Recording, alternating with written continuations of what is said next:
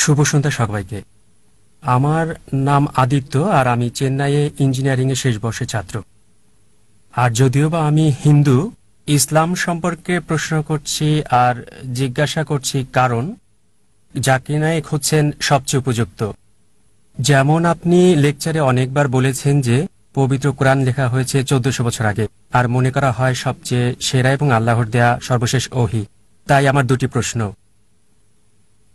আল্লাহ সবকিছু জানেন, কেন তিনি সেরা গ্রন্থটি প্রথমেই দেননি প্রথম নবীকে, আর ঈশ্বর এত সময় নিলেন তার জ্ঞানের সেরাটা দিতে?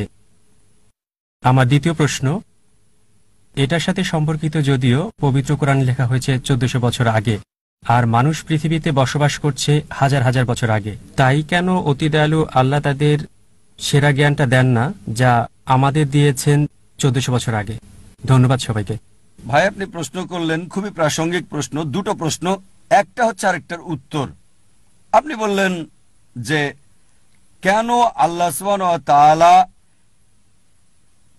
এই চূড়ান্ত বার্তা দিলেন 1400 বছর আগে, প্রথম মানুষ থেকে কেন দেননি?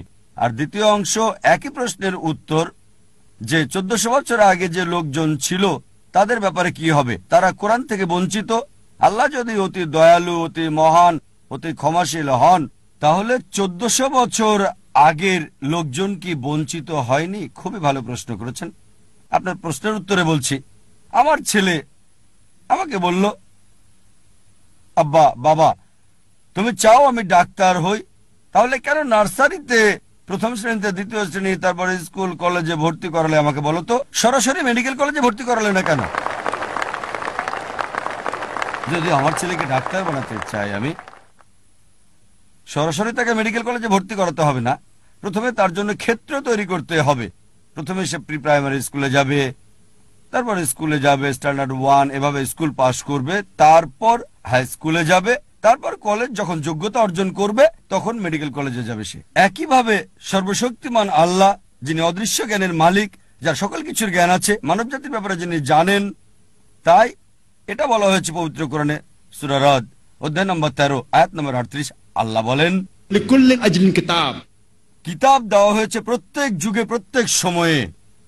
কোরআনে 4টার নাম বলা হয়েছে, তাওরাত, জাবুর, ইনজিল এবং কোরআন।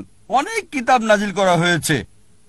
প্রথম কিতাব নাজিল করেছেন কারণ সর্বশক্তিমান আল্লাহ জানতেন যে মানব জাতির আরো উন্নতি করতে হবে। যদি সেই সময় কোরআন নাজিল করতেন, সেই প্রথম সময়ে আমাদের আদি পিতা আদম আলাইহিস সালামের সময়, তিনি জানেন যে মানুষ এটা বহন করতে পারবে না।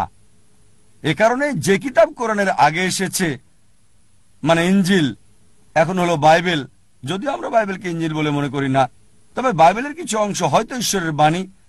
এটা বলা হয়েছে বাইবেলে গসপেল অফ জন অধ্যায় নম্বর 16 অনুচ্ছেদ 12 থেকে 14। যিশু আলাইহিস বলছেন, আমার অনেক কিছু বলার আছে, এখন তোমরা তা সহ্য করতে পারবে না। যখন সত্যের আত্মা আসবে, সে তোমাদের সত্যের পথ দেখাবে, তোমাদের আশার পথ দেখাবে, আমাকে সম্মানিত করবে। তাই যিশু আলাইহিস জানতেন, তারপরও তিনি বলেছেন তোমরা তা সহ্য করতে পারবে না, এজন্যই সর্বশেষ এবং চূড়ান্ত নবী আসবে, সে তোমাদের আশার পথ দেখাবে। এভাবে সর্বশক্তিমান আল্লাহ ভালোভাবেই জানতেন কোন সময়টা সর্বশেষ ও চূড়ান্ত বার্তা কোরআন নাজিলের উপযুক্ত সময়, আর সেটা ছিল 1400 বছর আগে।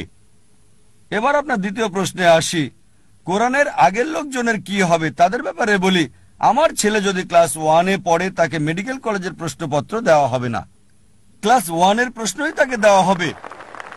যদি হাই স্কুলে যায়, হাই স্কুলের প্রশ্নই তাকে দেওয়া হবে, তারপর জুনিয়র কলেজ। ঠিক একইভাবে সর্বশক্তিমান আল্লাহর মূল বার্তা সব গ্রন্থেই, সব কিতাবে, প্রথম থেকে শেষ কিতাব কোরআন পর্যন্ত একই, অর্থাৎ এক আল্লাহকে বিশ্বাস করতে হবে, একমাত্র তারই ইবাদত করতে হবে। তাই সব নবীগণ, প্রথম নবী আদম আলাইহিস সালাম থেকে শুরু করে তারপর নূহ, ইব্রাহিম, মুসা, ঈসা, মুহাম্মদ সাল্লাল্লাহু আলাইহি সাল্লাম, সবার মূল কথা একই, আল্লাহ সুবহানাহু ওয়া তাআলার একত্ববাদ, তাওহীদ সম্পর্কে। আর এই আল্লাহর একত্ববাদ, তাওহীদ নিয়ে ইনশাআল্লাহ আমি বিস্তারিত আলোচনা করব এই কনফারেন্সের শেষ দিনে, শেষ রবিবারে, 20 জানুয়ারি ইনশাআল্লাহ। আশা করি উত্তরটা পেয়েছেন। ধন্যবাদ।